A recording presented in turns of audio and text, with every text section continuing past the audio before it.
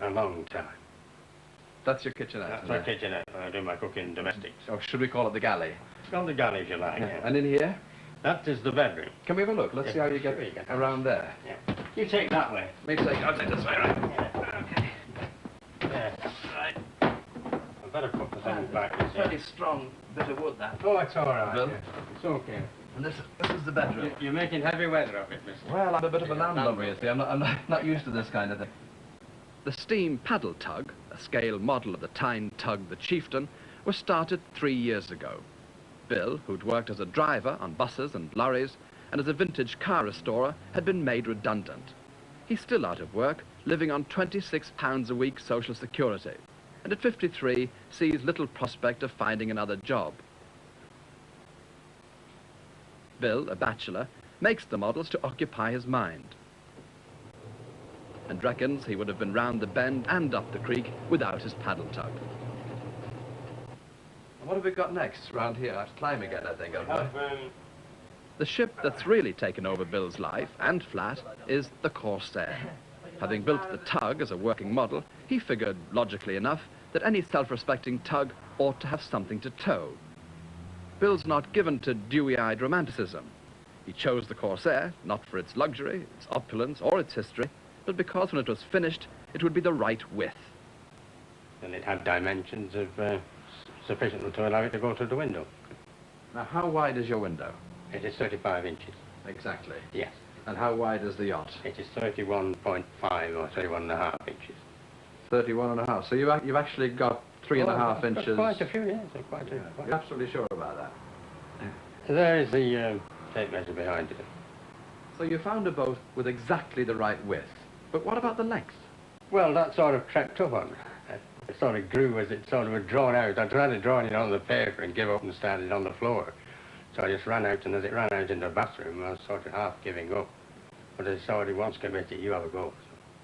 But how did you feel when it started to creep into the bathroom? As I say, I was committed then. I built one half of it. I couldn't sort of leave a half a boat. So I just carried on. But I see you've had to make 1 or 2 not-so-fancy alterations to the flat. Well, this was my own, my own cupboard structures, which I hammered out to accommodate the bridge. So it was out of the bridge or the bookshelf?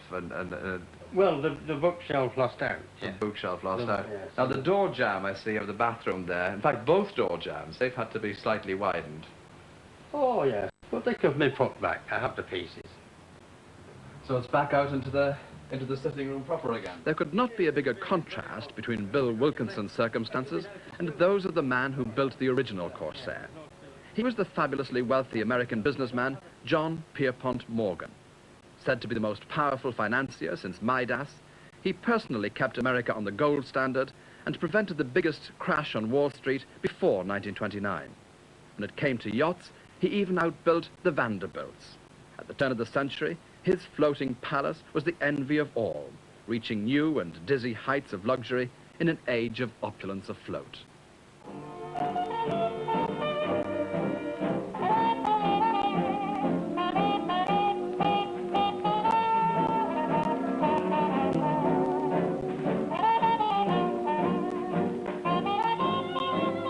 Crossing the Atlantic several times, Morgan entertained the high and mighty on board the Corsair. King Edward VII and Kaiser Bill were among his honoured guests. At the back end of this turbulent century, the new Corsair's owner finds himself as poor as J.P. Morgan was rich, but the bedsit sailor feels no envy.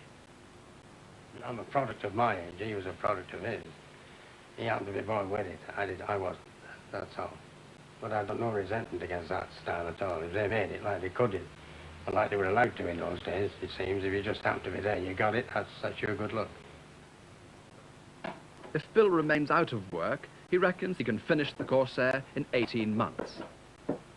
If he finds a job, it'll take 10 years, working evenings and weekends.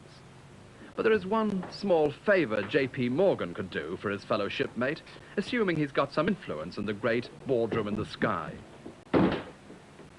He could fix it for Bill to get a lorry driver's job just before the grand launching into Leyland Lane.